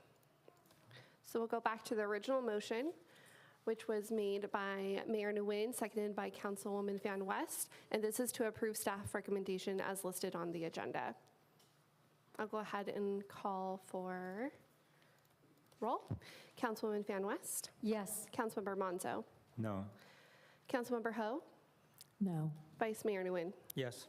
Mayor Nguyen? Yes. 3-2, motion carried. All right, next item is, And Mayor, just real quickly, part of this approval was first reading of the ordinance, so the ordinance portion will come back at the next meeting. thank you very much. Okay, next item is 6.2, introduce and conduct first reading of an ordinance amending Westminster Municipal Code, Chapter 2.56, Park and Recreation Commission. Is there any question for that? I have a question. Okay, please. Okay. Vanessa, can I ask you, I guess this is regarding different events you have on page 1, 2, 3, 4, the fourth page at the end. It's listed different things that you guys want to do for this section. I was wondering if there's a way you can add maybe having a family outing event where they can bike together on the bike lane or hiking or walking or however. Is that in the plan, in the schedule for families? On item 6, are we talking item 6.2? 6.2, yes. What Councilwoman Fan West is mentioning, Vanessa, is in the ordinance itself. One of the items is under section 2.56.060, under powers and duties generally. There's a motion about to solicit to the fullest extent possible cooperation of school authorities and public and private agencies' interest in youth program activities. Is that where we're looking, Councilwoman? Yeah, and I was reading through all your section A to F, and I was wondering if there's an option on there that you would put in as, you know, a family outing where they can bike on bike lane together, gathering the families together, or for a walk or however, because I know you have other things you put on here. So I think that would actually fall under D, plan and coordinate activities and human service needs and programs for the community. So I think that would be covered under that item already. Yeah, these general powers and duties are very, they're generic but specific to the Parks and Recreation Commission. So it gives some leeway to develop like very specific types of activities. So one that you suggested would be inclusive of it would be pertaining to one to one of these items. So would you guys consider that? Because I know we have a lot of young families, and then we have the new bike lane starting up in Garden Grove Street, connecting to Edwards and whatnot. So I was wondering if we can have like a community outing, you know what I mean? Like a bike where they ride bikes together, or they walk together, or however, the community meeting other community members. So there are events like those that have been held in the past before, but not necessarily in the purview of the commission. So the commission has very specific roles that they look at. They're very specific responsibilities, but having an event of that nature is generally something that's handled at the city level and at a higher level, and not managed by the commission. Okay, I thought usually the commission proposed different event, or the staff proposed different event where they kind of pass through the commission, right? Like the planning commission, senior citizen commission and whatnot. There are some instances where the commission will propose an event or propose a program, and that it would be discussed at the commission level and then brought to council for their consideration.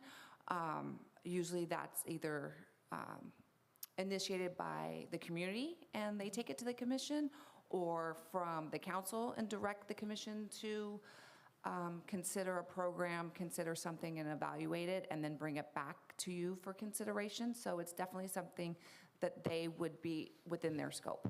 Right. That's what I see is missing in our community. And, I have young families have voiced their opinion regarding that.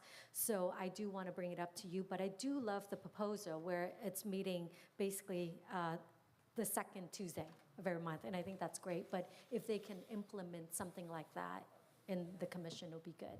That's my consideration. Thank you. So is there a motion? Question. Oh, okay. Thank you. Councilmember Mensah. Thank you, Mayor. Question, have you noticed, is there, for this particular commission, is there an issue with the time of the meeting starts, as far as commissioners not being able to make that time slot? So currently, the ordinance says a minimum 6 times a year. So we work off of the commissioner's schedule, see what works for them. and then we schedule around that. What I have found, and with our city clerk, is it's very vague, and that we've had trouble. The biggest question I get asked, well, when are meetings? So having a clear definition of that, every other month on that day will be helpful, and we can definitely set a time. We like working with commissioner schedules and being considerate of that, so it is helpful. You can adjust the time according to what best works for, like here, Yes. so it's not a set time at 4 o'clock, Correct. 6 o'clock. So, okay. I guess whatever works best. I would just, my question was if you saw an issue with commissioners not being able to make a certain time of the day. Currently, we work with their schedule, so it's not an issue. And this is defining the day of the months and not the time. So we would still consider what works for the commissioner's schedule to Okay. be able to plan those meetings. And when are we going to have because we haven't appointed for that commission yet, do you know, we still have some open slots that haven't, Yes, there are open slots, and that's why we're bringing this to you. We have one vacancy, and there are two that are still, that haven't submitted applications that are no longer interested in serving that they've mentioned. So we would like to have this in place so we can better recruit applicants. okay. All right, thank you. Is there a motion to approve? Motion to approve. I second it. Okay, motion and second.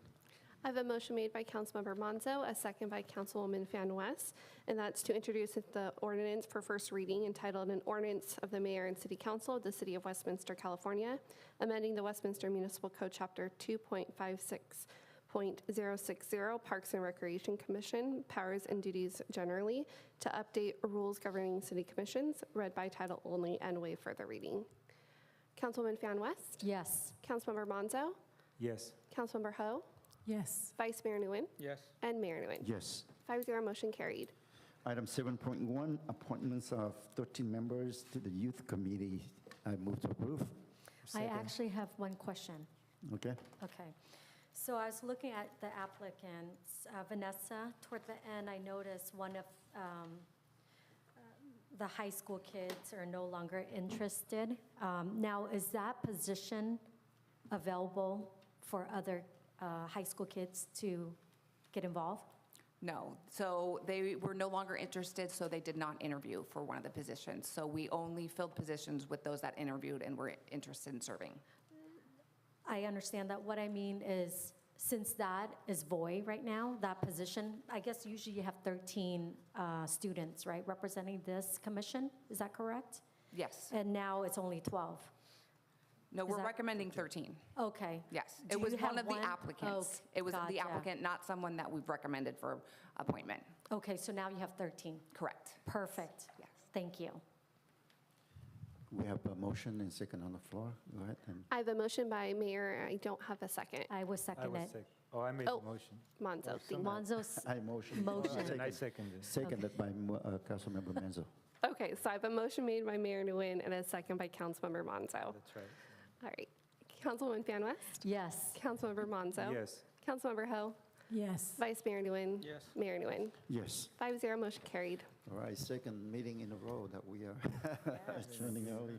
So before we adjourn, we still have the comments from the City Council and agency member, including AB 1234 report. So start out with Councilmember West. Yes, thank you so much. I just want to inform the public that I'm on the Vector. I'm a board member for mosquito and vector control.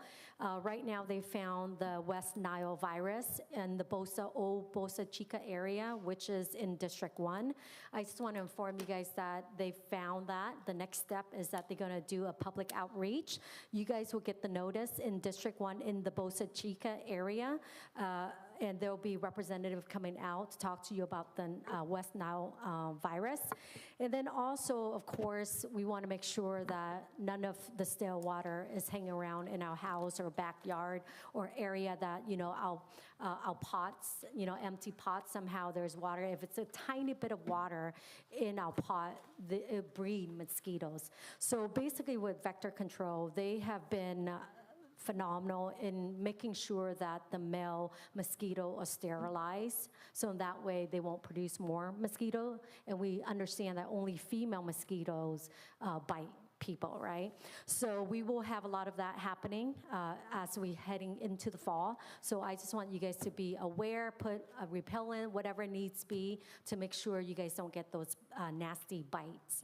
And then also another thing I mentioned earlier is that I want to thank our law enforcement chief of police, Darren, and also his team for hiring 2 new homeless police that we are in desperate need for. So we have 2 homeless police before. One is injured, one is still functioning. Now we have another 2 hired on, so a total of 4.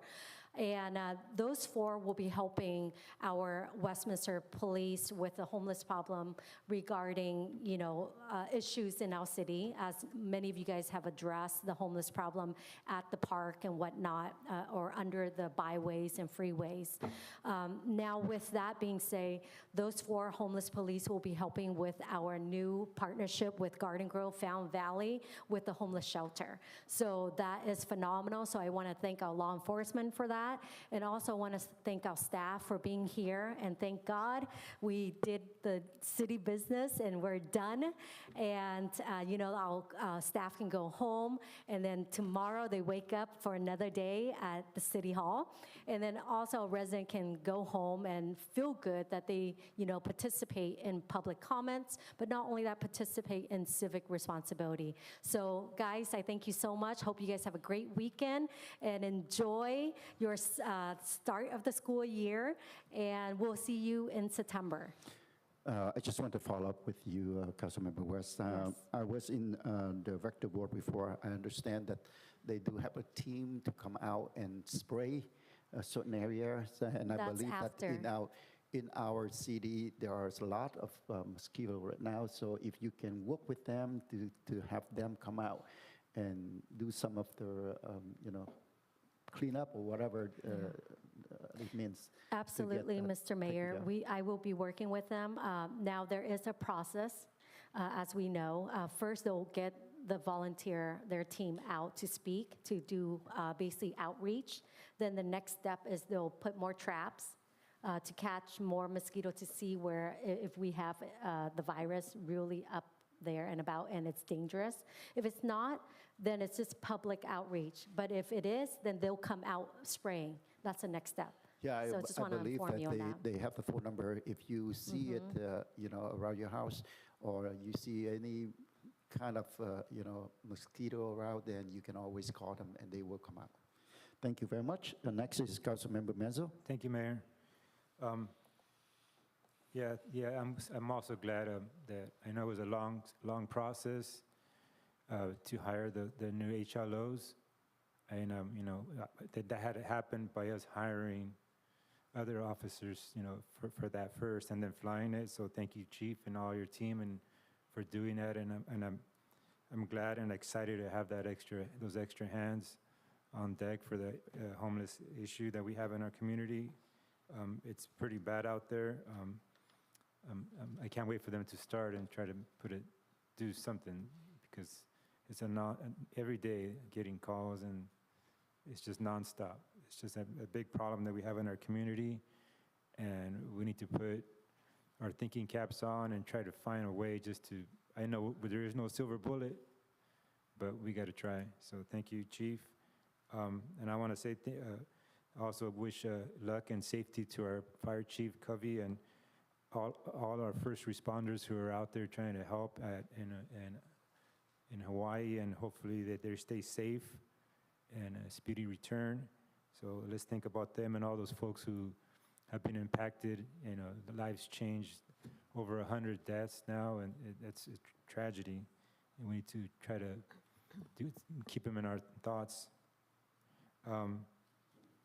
Yeah, and just thank you for everybody that's been out, come out into our city council meetings and express your concerns and your positive thoughts and also your frustrations. You know, I understand it's not always easy, but thank you anyways for coming out and, you know, don't give up on us. You know, you got to stay involved. So thank you all. Thank you, staff. Thank you for our chief for our National Night Out. It's a great attendance, and it grew bigger than it was last year. That was awesome to see. And Vanessa and all your staff for all the concerts in the park. Sorry I missed the last one. It's great to see all the community out and having a good time out there dancing. You know, it's fun to see all them and spend some time, see smiling faces. So thank you all for coming out. And don't forget about tomorrow at Selena. Hopefully everybody comes out. I will try to make it, but I don't know if I'm gonna make it. Sorry, I don't know if I'm going to be able to make it, but anyways, please come out. Thank you, and thank you, staff. Thank you, Mayor and Council for making this a speedy meeting. So thank you. Thank you, Councilmember Manso. Next is Councilmember Ho. Well, every time I go after, and that's like every time I go after Councilmember Carlos Manzo, I thank you for saying everything that I want to say, and so I just wanted to reiterate about my thoughts and prayers are with the victims and families of the people of Maui, and I thank you.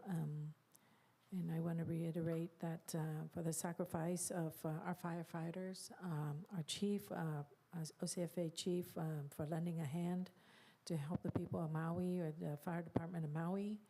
I'm sure he will bring back. We still don't know why and how the fire started, but you know, certainly, I was reading, every day, looking to see if there's anything we could learn from that. You know, so I hope that the fire will be put out soon and there won't be any more casualties. I know there's at least 110 that I saw, the last number I saw so far. And that makes me think of all the frontline personnel, including our PD. Thank you for everything you do and putting your lives on the line. And yeah, I know even when you deal and fight, or should I say, as you handle the homeless crisis, and you know, with the new HLO officers and everything that you do, it doesn't. I mean, it doesn't sound like. I mean, you're actually putting your life on the line every single day, and I'm aware, and I'm really very thankful. I thank you, Chief, for you know, I mean, I can't thank you enough. I can't begin to list all the things that you've done to help us, our city so far. And I really, really, really hope that you're not going to retire anytime soon. You know, we're not going to let you. So in the last couple of meetings, I just want to say something different than the people who went before me. I just want to say that I really feel that we are beginning to work together well. Our council, as well as our constituents, the people that really care about our community, come out every single meeting and dedicating I take note of that, and all the time and effort that you spend into helping us counsel and voicing your opinions. And that's why I always fight for you to have the time that you know you should have to you know present your ideas and thoughts before us. And so I really duly note your efforts. And I really feel, shall I say, the love from our council people here and from our constituents. And so I think that we just need to continue to work, move the city forward, and continue to you know, do so with just keeping in mind that we can say things that we want to say and get things done without, going after each other and being at each other's, and being unkind to one another. And I really feel like we've really turned around a lot in the last few council meetings, and I thank you for coming out.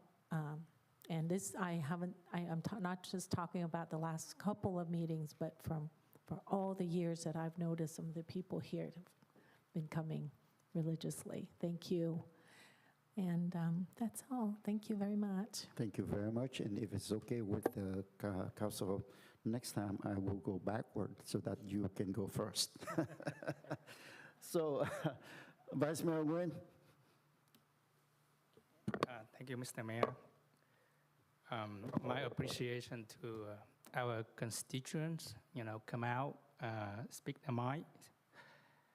Even though sometimes we are not agree on, some items, but still, I appreciate that you guys coming out. If you ever been in Stanton Council meeting, it's really boring, okay? What is an action movie without action? My friends in San Diego, all over the place, they watch our YouTube channel, and they love it. They love Terry Rance, they love Amy Walsh, they love Roger,